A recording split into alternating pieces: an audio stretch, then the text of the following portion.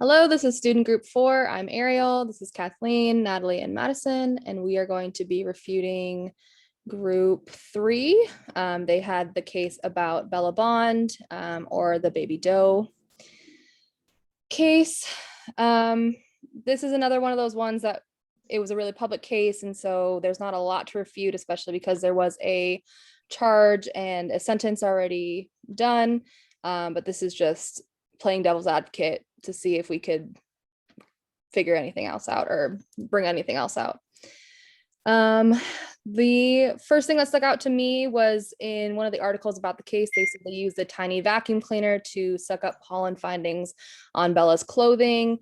They could have maybe not cleaned the vacuum properly prior to. Maybe there were some remnants left over from another time that they used the vacuum, which could potentially skew the case. So that's the first thing I noticed.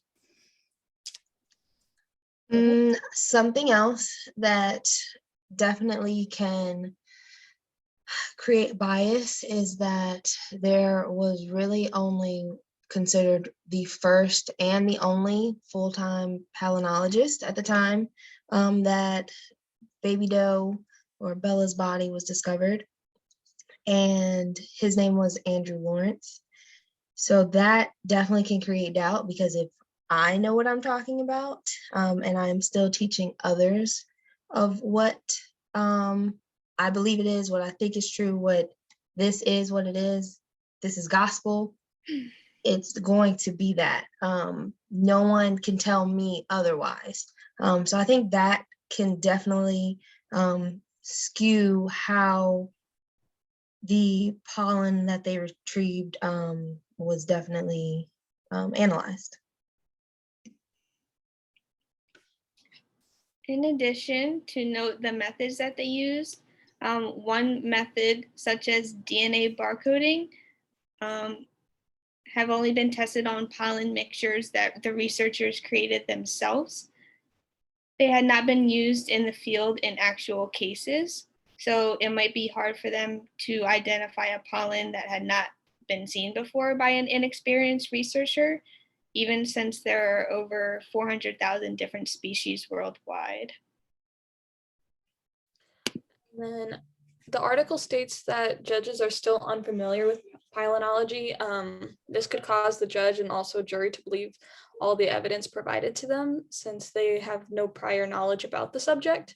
They have nothing to convince them the evidence could be wrong, with the defense arguing it is right. Yeah.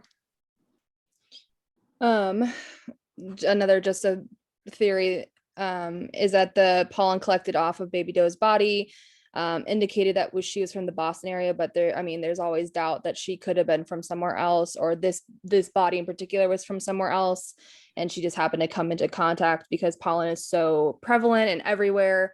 So you could just, not that that is what happened, but you could create a sense of doubt in the judges or in the jury's mind that Bella's body actually wasn't Bella and maybe it was another baby.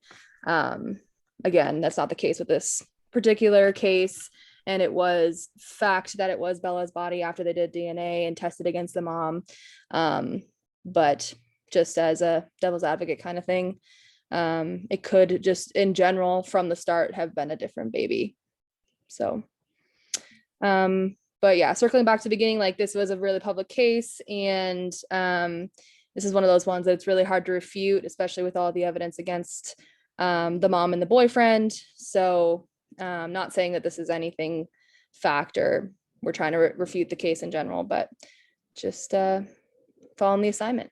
So, all right, thank you.